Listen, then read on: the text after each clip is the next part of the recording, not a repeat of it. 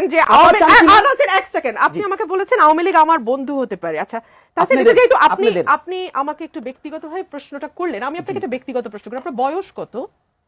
না, আমি এই প্রশ্নের উত্তর আপনাকে দিচ্ছি না। আচ্ছা, আপনার বয়স যদি আমি ধরেও নেই 30, ম্যাক্সিমাম 30, আপনার বয়স যখন 13 ছিল তখন থেকে না আমাদের এই যাত্রা শুরু হয়েছে। তো আপনারা 36 দিনে আওয়ামী লীগের বন্ধু হয়েছেন না শত্রু হয়েছেন না কি হয়েছেন বলতে পারবো না, তবে আমরা মনে করি বাংলাদেশে ভিন্ন মতের রাজনীতি থাকবে, থাকতে হবে, এবং ভিন্ন মতের রাজনীতির কোএক্সিস্টেন্সটার নামই হচ্ছে গণতন্ত্র। কোন ভিন্ন মত এটা?